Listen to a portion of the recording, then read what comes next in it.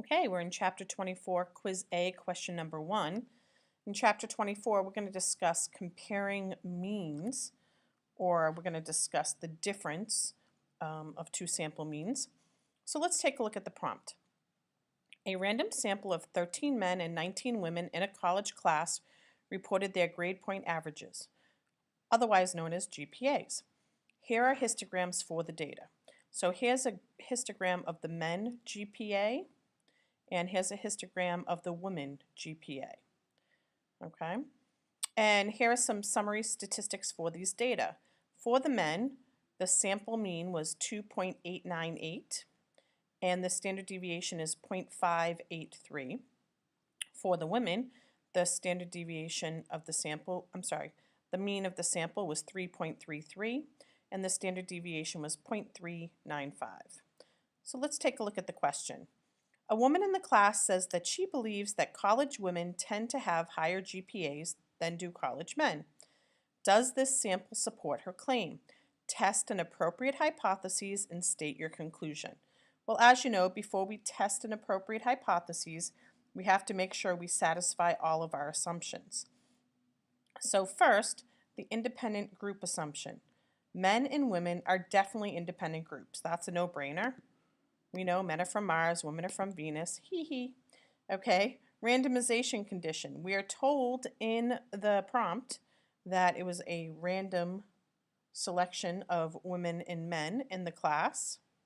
Okay, then there's the 10% condition, and we clearly can see that the samples represent 10% of all the possible men, less than 10% of all the possible men, and less than 10% of all the possible women that can take the course.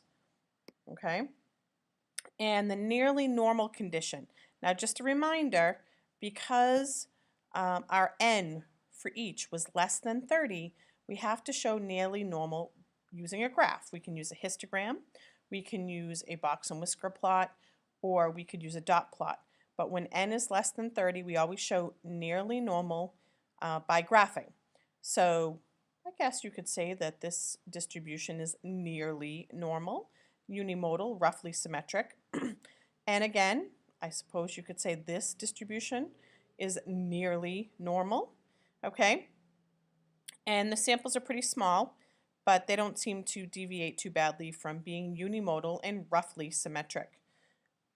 With that said, and because all the conditions are satisfied, it's appropriate to model the sampling distribution of the difference in the means with a student's t-model. So we're going to be performing a two-sample t-test. Okay, so let's talk about our hypotheses. All right, what should our null hypotheses be? Well, we know when we're comparing or we're trying to find the difference of two sample means, we want our null hypotheses to be equal to 0. The difference is 0. If the difference is 0, we can say that, you know, there seems to be evidence that suggests that there's no difference in GPAs among women or men. So again, our null hypothesis is always going to be that the difference is 0. And based on our question, let's see, our question said that she believes women tend to have a higher GPA than men. So we want our our alternative hypotheses would be, here you go, the mean of women subtract the mean of men would be greater than 0, which makes sense. That would mean the average GPA for women would be greater than the average GPA for men. And of course, our goal here is to reject the null and accept its alternative. Okay? So we've satisfied all of our conditions. We've stated our null hypotheses and an alternative hypothesis. Let's plug into some formulas and find out some information so we can answer our question. So our observed difference, which would be the mean, the sample mean for women minus the sample mean for men, would be 3.330 minus 2.898, which is 0.432.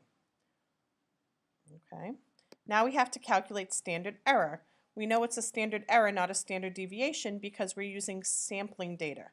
Okay, we're not using true mean and true true proportion. So we know it's a standard error, and our standard error for the difference of sample means can be found using this formula. And this is the actual formula that they give you on the AP Stats formula sheet, which I'll be passing out in class today. And again, you see that we're using variance here because we have standard deviation squared, and we're using the variance because we learned Pythagoras' theorem of statistics, and we know that standard deviations do not add. So that's why we have variance here. So our standard deviation squared for the women divided by the number of women, plus the standard deviation squared of the men divided by the number of men, gives us a standard error of 0.185. Now, we need to calculate the t-score. Just a reminder, when we're solving for means, we use t-distribution.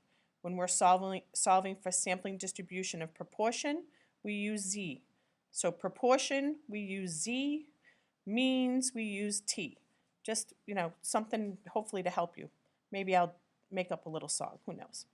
I'm sure Jason's loving this right now. So let's plug into our t-score formula, which we already know this formula. We've seen it again and again and again. Oh, I hate when I undo all that stuff.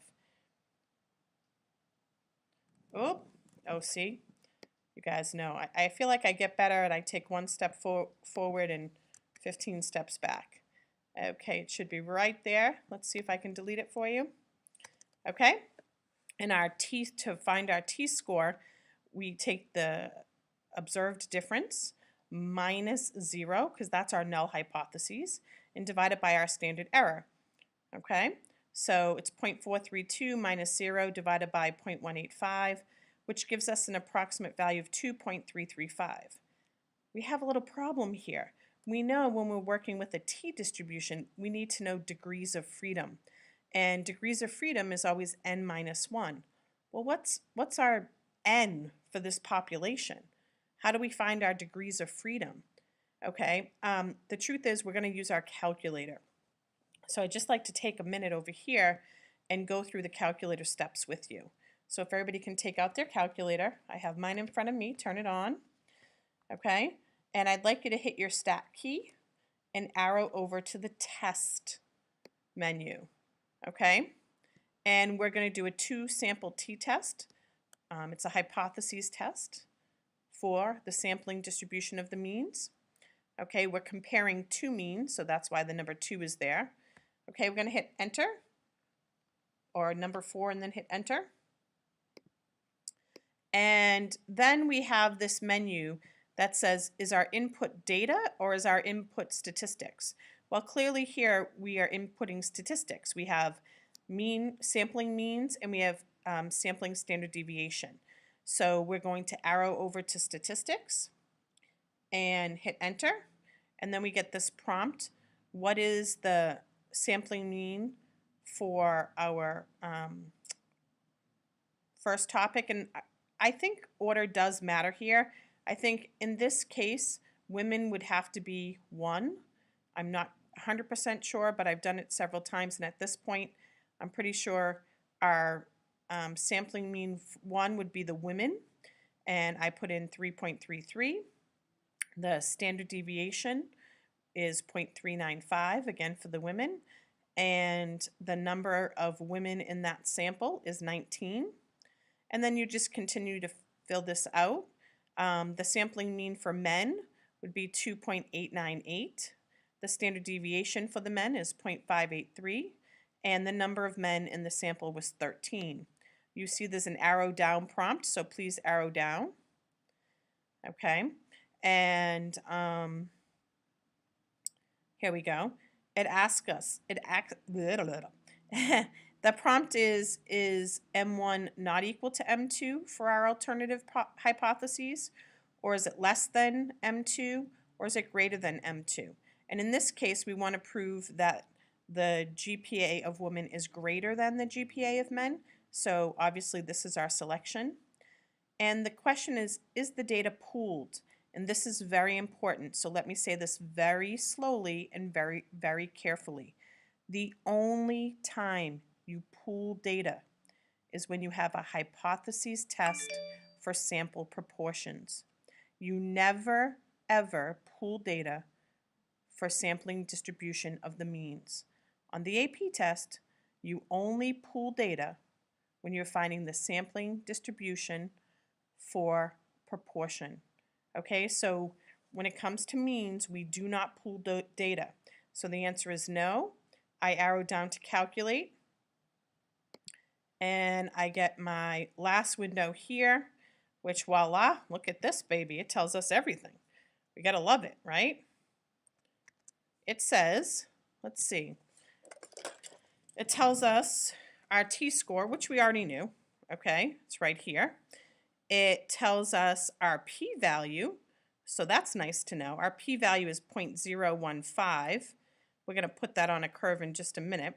Our degrees of freedom, that's essential for us to know, okay? If we're doing a t-test, we have to report the degrees of freedom, okay? And the degrees of freedom are 19.44.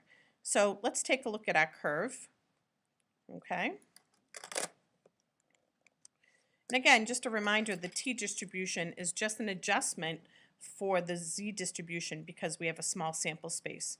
And you're taking a look at our curve over here. We see our p-value of 0.0152.